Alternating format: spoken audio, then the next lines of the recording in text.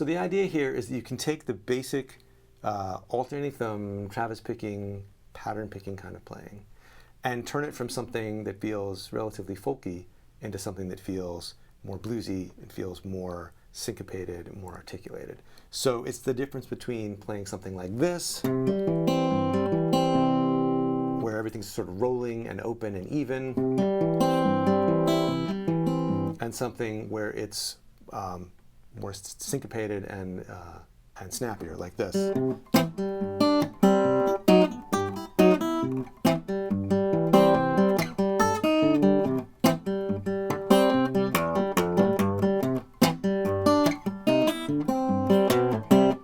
And there's a few specific steps on the way from the pattern to that. So let me walk you through those. The first thing is, let's just forget about the fingers and the pattern part of it for now and just focus on the thumb. And in this case, on a C chord, we're going to go from the 5th string to the 4th string, and then to the 5th string, 6th string, and then over to the 4th string. So 5, 4, 6, 4. And you've got to obviously rock your ring finger back and forth between the C and the G. And there are some vestiges of the pattern idea. Let's start with just that. So on the downbeat, you've got the thumb. Then on beat 2, you've got a pinch between the thumb and the ring, the middle finger on the 2nd string. And now bass and the 3rd string, and then 4th string and back to the 2nd string. So we've got bass, pinch, and then thumb, index, thumb, middle. I keep wanting to say ring, but it's middle. So that still sounds basically like Travis picking. But the next thing we're going to do is put some more weight and percussiveness on the backbeat, on 2 and 4. So picking a little harder on the 2nd and 4th beats, or whenever you're hitting the 4th string, and then choking off the note on the 4th string by relaxing your grip on the string. So instead of holding it down, you pick the note, and then you choke the note off by, you don't take your finger all the way off, you just relax your grip enough that it kills the note. So just find where that is, where the finger's touching the string, but you can't hear the pitch, and relax from the note to that. So, and then you can do that on the finger note as well.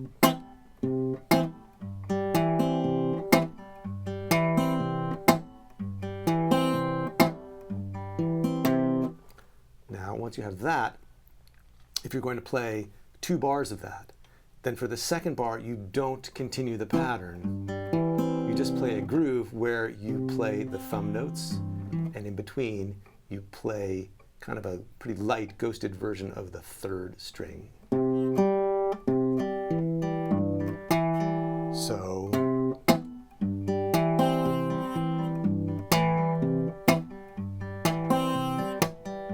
and I'm still doing the percussive thing on the 2nd and 4th beat.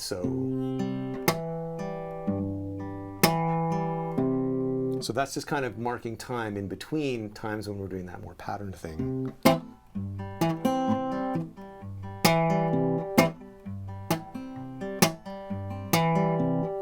And that already is taking you pretty far down the road we're going on, because already things feel a little more percussive and a little funkier.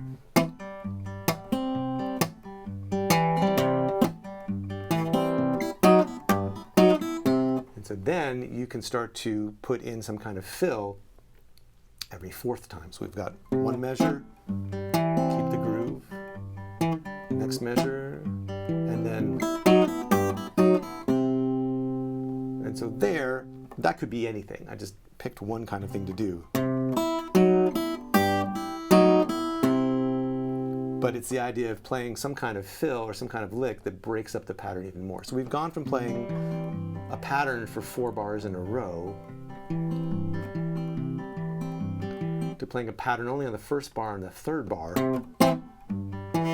with more articulation, playing a little groove bit in between on measure 2, and then returning to the pattern, and then playing a lick in measure 4. And so that particular lick is, the bass is still going 5th string, 4th string, 6th string, 4th string. So that hasn't changed as far as what the right hand coordination is. Just what it's playing is weird and out of context. But so here we've got thumb, and on top we've got, which in and of itself is not too bad. So 1 and 2 and 3 and 4 and 1. So we're in the high string, 4th fret on the 2nd string, open high string, 3rd fret, open, 4th fret on the 2nd string, open, and back to the C. So, and then meanwhile this is happening. So we just have to put those together. So.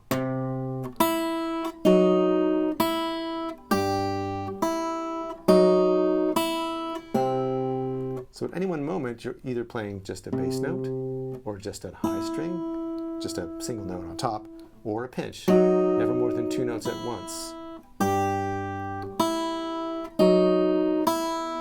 And you can isolate that one move. And then fold it into context.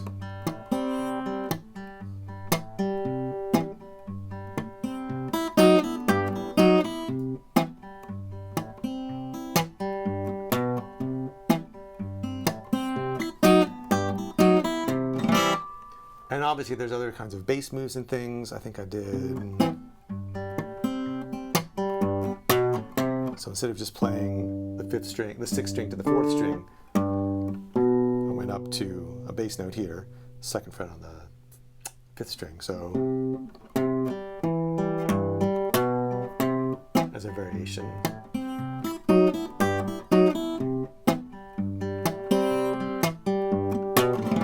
There's a lot of different ways you could slice it. Any lick you can come up with. Let's see. All right, so you figure out what's the single note lick, and then you try to figure out where the bass line is going. And maybe you do a little cheat where you use the D as your 2nd bass note, open D string, after the C. So, and put that together with. So I'm just matching up with in time.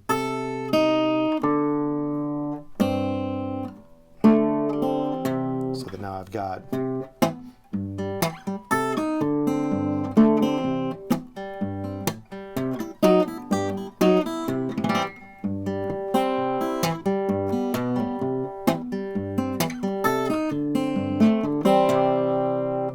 So that's how to start moving from pattern picking into a bluesier way of doing the alternating thumb style, fitting in a few licks, making it feel more syncopated by putting the weight on 2 and 4, making it feel a little snappier by using some of those damping techniques in the left hand. So I hope you have fun working on that. If you've got questions or comments, please scroll down and drop me a line. I would love to hear from you and hear what you're thinking about. And I'll see you next time.